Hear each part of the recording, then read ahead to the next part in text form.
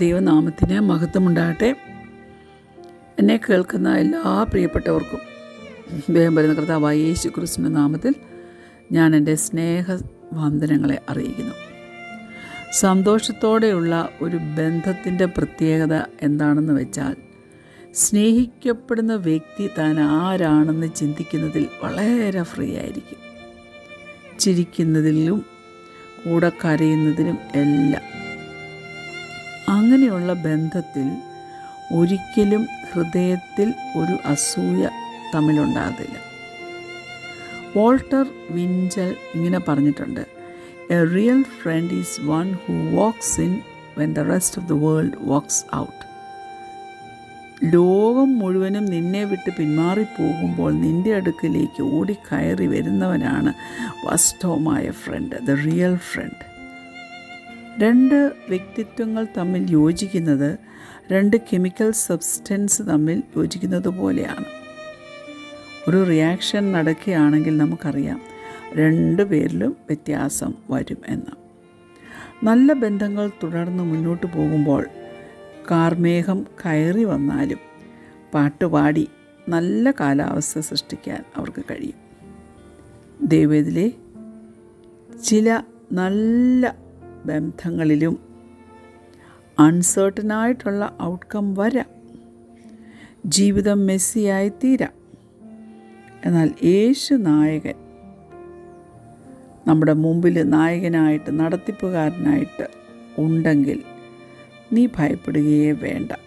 സ്തോത്രം. ഇന്നത്തെ ധ്യാനചിന്തയ്ക്കായി എഫേസ്യർ 4:32. നിങ്ങൾ തമ്മിൽ ദയയും മനസ്സിലുമുള്ളവരായി ദൈവം ക്രിസ്തുവിൽ നിങ്ങളോട് ക്ഷമിച്ചതുപോലെ അന്യോന്യം ക്ഷമിപ്പി. സ്തോത്രം. ഒരു നല്ല ബന്ധത്തിന് വേണ്ട ഒരു കാര്യമാണ് ദയയും മനസ്സിലും. തമ്മിൽ ദയ കാണിക്കണം, മനസ്സിലുള്ളവരായിരിക്കണം. തന്നെയുമല്ല ക്ഷമിക്കാനുള്ളൊരു മനസ്സും കാണണം. സ്തോത്രം. നമുക്കെല്ലാവർക്കും ഒരു ഹെൽത്തി റിലേഷൻഷിപ്പിൻ്റെ പ്രാധാന്യം അറിയാം. പക്ഷേ നമുക്ക് എങ്ങനെ നല്ല ഫ്രണ്ടിനെ കണ്ടുപിടിച്ചാൽ തന്നെ ആ ബന്ധം എങ്ങനെ ഹെൽത്തിയായി കൊണ്ടുപോകാൻ പറ്റും? Praise Lord. ഹെൽത്തിയായി ബന്ധങ്ങൾ മുന്നോട്ട് കൊണ്ടുപോകാൻ കഴിയണം. നമ്മുടെ കുടുംബത്തെ സംബന്ധിച്ചും നമ്മുടെ ഫ്രണ്ട്സിനെ സംബന്ധിച്ചും നമുക്ക് അതിരുകൾ അല്ലെങ്കിൽ ബൗണ്ടറീസ് സൃഷ്ടിക്കാൻ പറ്റുമോ? സുഹൃത്ത് ബന്ധം നമുക്കെല്ലാം അറിയാം, നമുക്കത് ആവശ്യമാണ്. എന്നാൽ നാം വളരെ സത്യസന്ധരാണെങ്കിൽ അത് വളരെ ബുദ്ധിമുട്ടുള്ള കാര്യമാണ്. അതുകൊണ്ട് ഞാൻ പറയട്ടെ, ഒരു നല്ല സുഹൃത്ത് ബന്ധം, ഒരു നല്ല റിലേഷൻഷിപ്പ് മെയിൻറ്റെയിൻ ചെയ്തുകൊണ്ട് പോകുന്നത് ബുദ്ധിമുട്ടാണെങ്കിൽ, അതുപോലെ ആ ബന്ധം നിലനിർത്തിക്കൊണ്ടു പോകണമെങ്കിൽ അതിനായി നാം പോരാടിയേ പറ്റൂ, ഫൈറ്റ് ചെയ്തേ പറ്റൂ. കഴിഞ്ഞ കാലങ്ങളിലുണ്ടായ മുറിവുകൾ നമ്മെ വളരെ ഭാരപ്പെടുത്തുന്നുണ്ടെങ്കിൽ അത് നാം വിട്ടുകളയാൻ തയ്യാറാകണം. അതുപോലെ എവിടെ എന്ത് തെറ്റായിപ്പോവും എന്ന ഭയം വരുമ്പോഴും അതിൻ്റെ ഇടയിൽ കൂടി നമുക്ക് മുന്നോട്ട് ഈസിയായി പോകാനും കഴിയണം. മനസ്സിലാക്കണമേ, എല്ലായിടത്തും പൂർണ്ണ സ്വാതന്ത്ര്യം എല്ലാവരും ആഗ്രഹിക്കുന്നുണ്ട്. എങ്കിലും നമ്മളെല്ലാം ജീവിക്കുന്നത് പല കൾച്ചേഴ്സിലല്ലേ?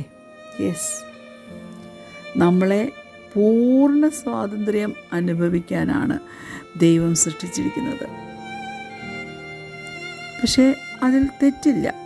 പക്ഷെ നാം എല്ലാം ദൈവം സൃഷ്ടിച്ചപ്പോൾ നാം അവനിൽ ആശ്രയിക്കേണ്ടതിനും കൂടാതെ തമ്മിൽ ആശ്രയിക്കേണ്ടതിനും കഴിയാൻ പറ്റാതെ പോകുന്നു. ശരിയല്ലേ ഞാൻ പറയുന്നത്? പൂർണ്ണ ആശ്രയം യേശുവിലുണ്ടെങ്കിൽ കലങ്ങിപ്പോകേണ്ട വിഷയം വന്നാലും അതിനെ തെളിച്ചു തരുവാൻ ദൈവത്തിന് കഴിയും. അപ്പോൾ നാം തമ്മിൽ ആശ്രയിക്കണം, ദൈവത്തിൽ ആശ്രയിക്കണം. അതായത് ബന്ധത്തിൽ വചനം പറയുന്നത് പ്രഭുക്കന്മാരിൽ ആശ്രയിക്കരുത്, സഹായിപ്പാൻ കഴിയാത്ത മനുഷ്യപുത്രനിൽ ആശ്രയിക്കരുത്. ഞാൻ പറയുന്നത് ആശ്രയം എന്നോട് ഞാൻ പറയുന്നത് നല്ല ബന്ധം, നല്ല റിലേഷൻഷിപ്പ് മെയിൻറ്റെയിൻ ചെയ്തുകൊണ്ട് പോകാൻ കഴിയണമെന്നേ. അങ്ങനെ നാം ചെയ്തില്ലെങ്കിൽ നമുക്ക് വളരെ ലോൺലിയായ ഫീലിങ്സ് ഉണ്ടാകും.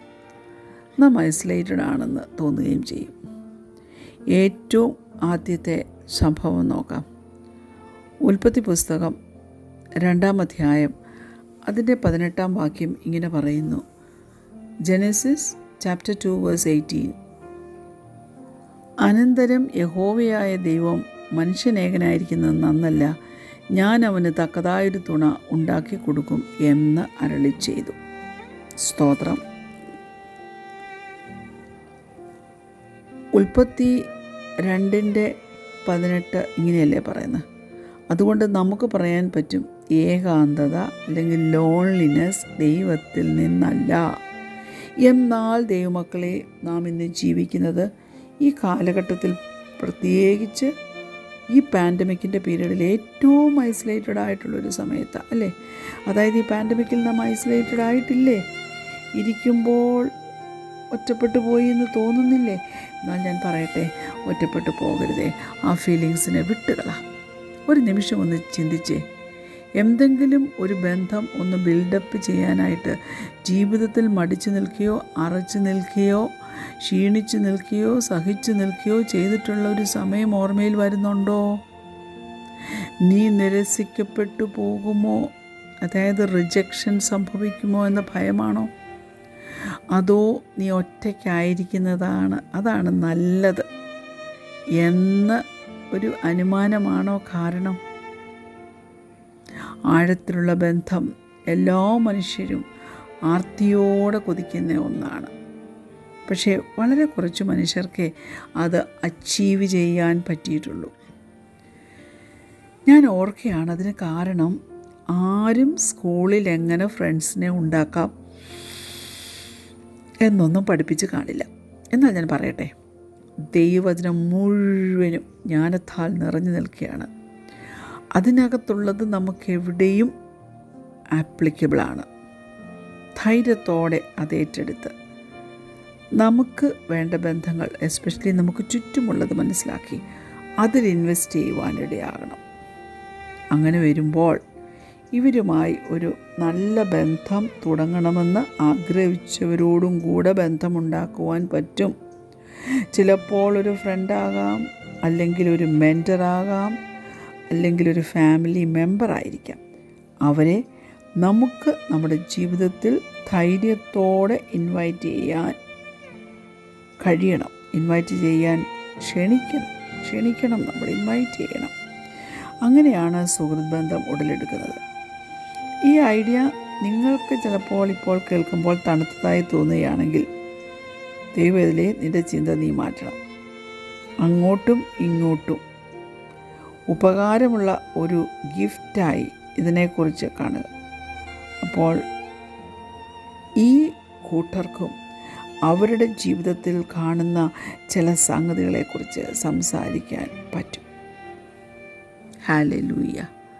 Relationships R worth the work they require. Pastor Craig ഇങ്ങനെ പറഞ്ഞിട്ടുണ്ട്. ക്രെയ്ഗിന് വലിയ പ്രാധാന്യം താൻ റിലേഷൻഷിപ്പിന് കൊടുക്കുന്നൊരു വ്യക്തിയാണ്. താൻ ഇങ്ങനെ പറഞ്ഞിരിക്കുന്നത്, show me your friends and I will show you your future. അതായത് നിൻ്റെ ഫ്രണ്ട്സിനെ ഒന്ന് കാണിക്കുവാണെങ്കിൽ നീ എന്തായി തീരുമെന്ന് ഞാൻ പറയാം, നിൻ്റെ ഫ്യൂച്ചർ എന്തായിരിക്കുമെന്ന് ഞാൻ പറയാം. അതുകൊണ്ട് എന്നെ കേൾക്കുന്ന ദൈവത്തിലേ, നീ ഒരു സെക്കൻഡ് ഒന്ന് പോസ് ചെയ്തൊന്ന് ചിന്തിച്ചേ, നിൻ്റെ ഫ്രണ്ട്സ് ആരാ?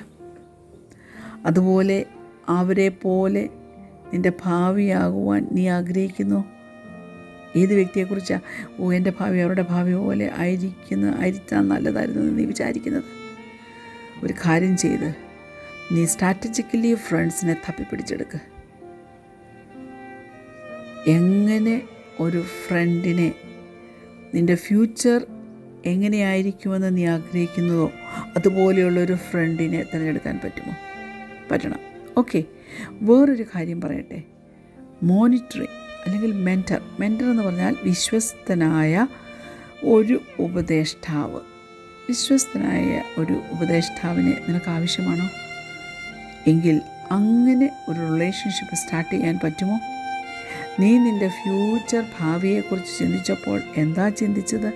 നിൻ്റെ ഫാമിലി, നിൻ്റെ കരിയർ, നിൻ്റെ വാഗ്ദത്തം, യേശുവുമായുള്ള ബന്ധം, ക്രിസ്തു യേശുവിൽ, ഇതൊക്കെ ഒക്കെ ആയിരുന്നു. നീ പ്രത്യാശിക്കുന്നതിനപ്പുറമായിട്ടായിരുന്നു. ഞാൻ പറയട്ടെ, നീ പ്രത്യാശിക്കുന്നതിന് ഒക്കെ ഉള്ള ഒരാളെ നിനക്ക് മോഡലായിട്ട് കാണാൻ പറ്റുന്നുണ്ടോ? നീ വിചാരിക്കുന്ന ക്വാളിറ്റീസൊക്കെ ഉള്ള ഒരാളെ കാണാൻ പറ്റുന്നുണ്ടോ? ഇങ്ങനെയുള്ള മെൻറ്റേഴ്സൊക്കെ വളരെ ഹാർഡായി ബുദ്ധിമുട്ടി പലവിധ ബുദ്ധിമുട്ടുള്ള പാഠങ്ങൾ പഠിച്ചാണ് ഇന്നവരായിരിക്കുന്ന ലെവലിൽ അവരെ കൊണ്ടുവന്നത്. അവർ കടന്നുപോയ ബുദ്ധിമുട്ടുകളാണ്. ആ ബുദ്ധിമുട്ടിൽ അവർ പഠിച്ച പാഠങ്ങൾ വലുതാണ്. കൂടുതൽ സമയവും നിങ്ങൾ ചോദിച്ചാൽ അവർ അവരുടെ അറിവ് പറഞ്ഞു തരാൻ, അതായത് ഷെയർ ചെയ്യാൻ അവർ ഒരുക്കമായിരിക്കും. അവരുടെ വിസ്ഡം ആൻഡ് എക്സ്പീരിയൻസ് ഷെയർ ചെയ്ത് തരും. അങ്ങനെയുള്ള റിലേഷൻഷിപ്പ് എത്ര നല്ലതാണ്. തിരുവചനവും നമ്മെ പഠിപ്പിക്കുന്നത് ജ്ഞാനം അന്വേഷിക്കുന്നവൻ അവ കണ്ടെത്തുമെന്നല്ലേ. ജ്ഞാനികളോടുകൂടി നടന്നാൽ നീയും ജ്ഞാനിയായിത്തീരുമെന്നല്ലേ.